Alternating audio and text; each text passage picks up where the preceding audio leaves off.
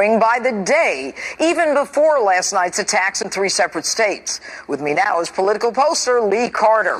All right, Lee, thanks for being with us tonight. I'm first going to put up a map of the United States. And, you know, there are some things that people think are givens, and that is in the Electoral College, according to Real Clear Politics, and this is a few days old, Clinton is assumed to have about 200, and Trump has 164 with a toss-up of 174.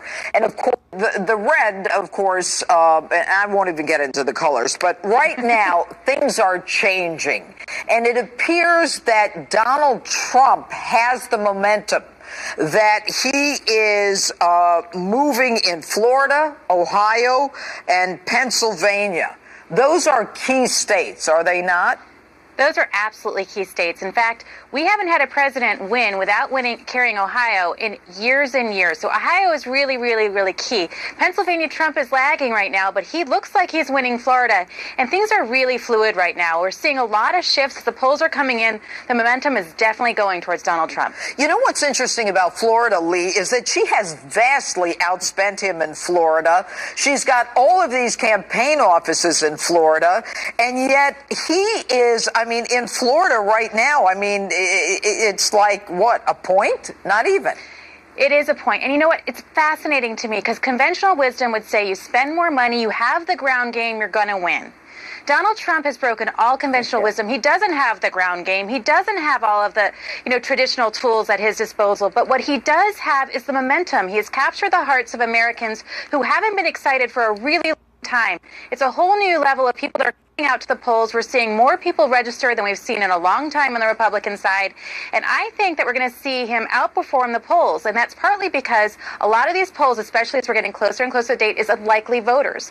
Likely voters are those voters who have voted recently. And I know from talking to voters, the people that are coming out and voting for Donald Trump are people who did not vote the last time, who did not necessarily vote. It's new voters. He is energizing people who have not been energized in 20 years.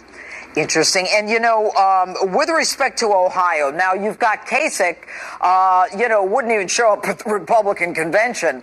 How important is it in a crucial state like Ohio to have, the whole system in place that a governor clearly has in place? You would think that it would be really, really important to have him on your side. Although what we're seeing right now is this is a race where Donald Trump is somebody that's entirely different. And what we've heard from voters, over 60% of voters say that they think Donald Trump is the man who can come in and fix the government and shake things up and change them for the better. And so I think not having the establishment on his side in certain instances actually is working to his favor in changing this dialogue and saying, you know what, I believe he can go in there and do something different. A lot of politicians have gone down to Washington, D.C. and made empty promises. They haven't lived up to them. And I want to try something different, and I think that he can shake things up. And Pennsylvania. Now, in Pennsylvania, he's having a little more trouble. What does he have to do in Pennsylvania? Is it the demographics? Is it possible? It is possible. Look, depending on the poll, he's somewhere between 4 and 7 points behind in Pennsylvania. He would argue he hasn't spent a lot of time there. I think what he needs to do is he needs to get out there to the suburban city, the suburbia of Philadelphia, so suburbs of Pittsburgh. He doesn't necessarily carry cities, but he can carry the suburbs. He's also starting to make a big appeal to married women.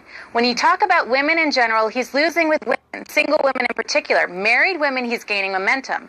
And I think it's really important that he picks up those demographics. He also needs to pick up some minorities. However, I think if he puts the right focus, starts talking about returning jobs, the economy, those sorts of things in Pennsylvania are going to be really, really key. And I think that once he focuses attention there, and we've seen this happen as he focuses attention on key states and key areas, he can pick up ground. All right. Lee Carter, thanks so much for being with us.